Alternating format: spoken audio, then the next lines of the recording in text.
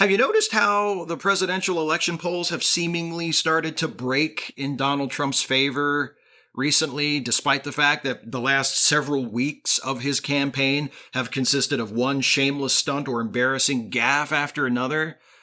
Well, maybe that's happening because that's the sort of thing that always happens at this time in an election. The closer we get to election day, when we find ourselves in the home stretch, the polls start to narrow. So maybe it's that. Or maybe it's something else.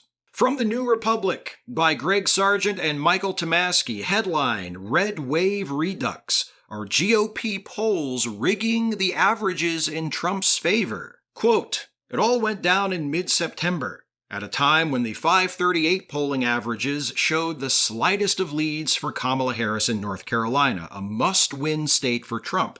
Her edge was short-lived. The averages moved back to favoring Trump. And Quantus Insights, a GOP-friendly polling firm, took credit for this development. When a MAGA influencer celebrated the pro-Trump shift on X, formerly Twitter, Quantus's account responded, "You're welcome." The implication was clear.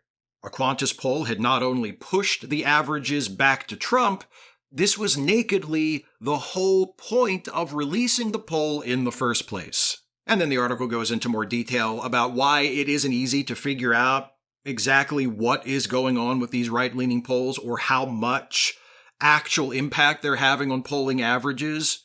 People who are in charge of some of the big polling average outlets are quoted in the article, including 538, who says that garbage in polls, as they're called, like the one from Quantus, that are obviously from right-leaning outlets that are tailoring their polls to favor Trump, that those kinds of polls don't ultimately have a major influence on the average. They're sort of adjusted for and recognized for what they are and given less weight in the average than other more reliable polls.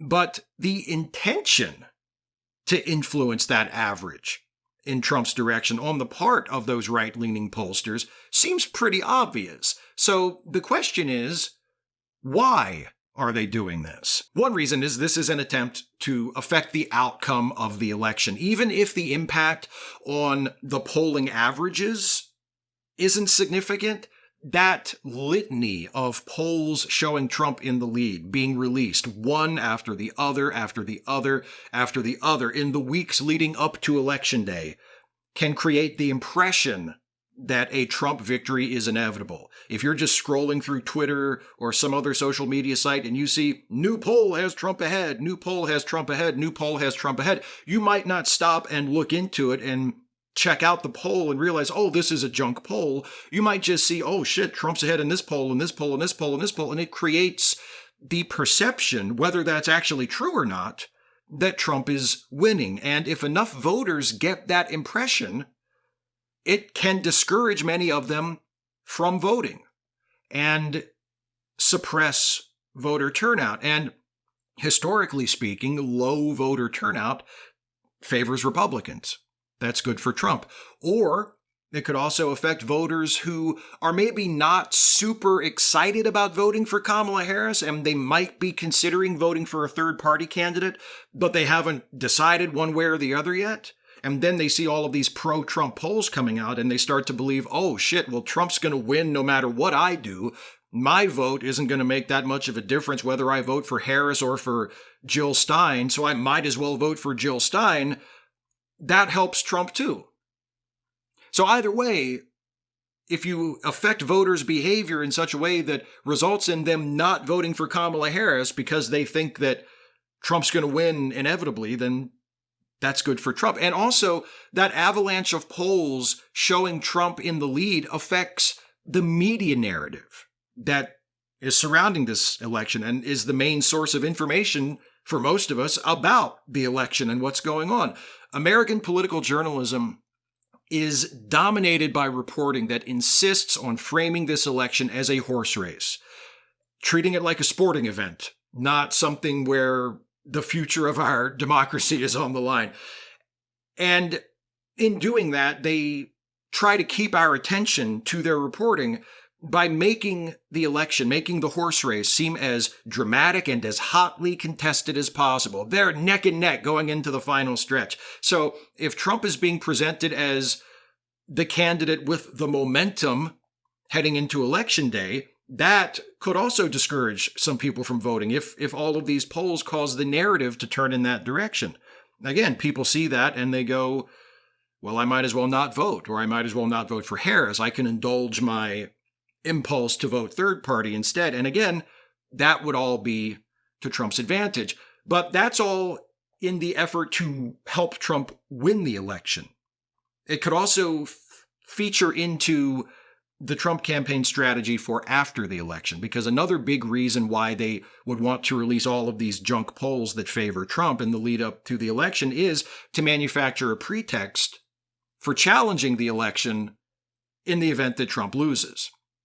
It was central to Trump's claim in 2020 that he actually won the election and that election was stolen from him, that it was unbelievable to say that Joe Biden won. Biden's victory was unrealistic because Trump was so far ahead in the polls. Nobody in their right mind would ever believe that Joe Biden would defeat Donald Trump in an election because Trump was so far ahead in all the polls, right?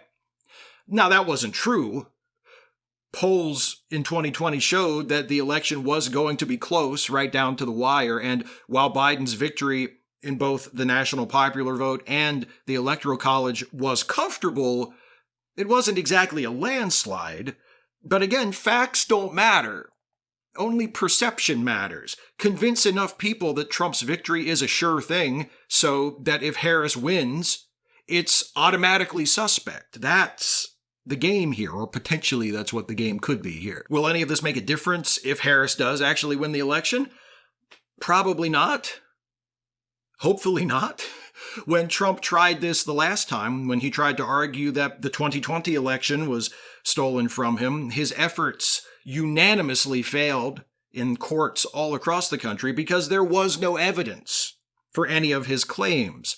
And losing an election that a bunch of biased polls predicted you would win is not evidence of anything. It's not evidence of voter fraud or election interference or anything else that Trump and his ever-changing army of showboat lawyers tried to claim that it was.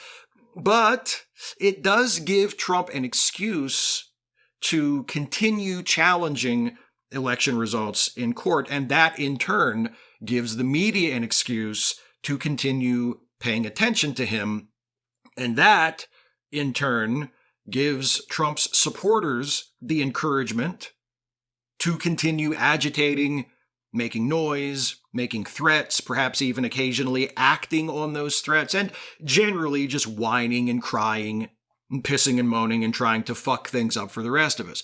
But here's the important thing to remember amidst all of this. No matter what the polls say, the legitimate polls, the relatively reliable ones, and the junk pro-Trump ones, don't be discouraged by any of this. Don't let any of this dissuade you from voting. And I know that this is exhausting and nerve-wracking. And believe me, I am so ready for this election cycle to be over. But please, don't let these attempts to manufacture an air of inevitability around Trump distract you or convince you that your vote isn't going to matter. If you haven't already done so, please vote. Even if you're in a blue state, like me, I live in Maryland, vote. Even if you're in a red state that Trump is almost definitely going to win, vote. And especially if you're in a swing state, vote. And vote for Kamala Harris. Because your vote will count. Your vote will mean something. If it didn't, they wouldn't be trying so hard to cancel it out.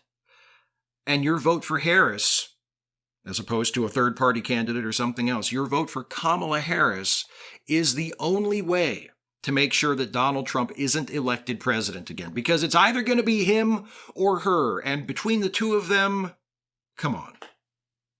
This isn't a choice that you should have to think about for more than about 2 seconds.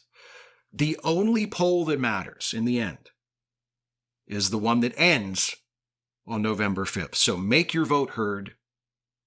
and vote for Kamala Harris. If Trump and his supporters want to cry, let's give them something to cry about.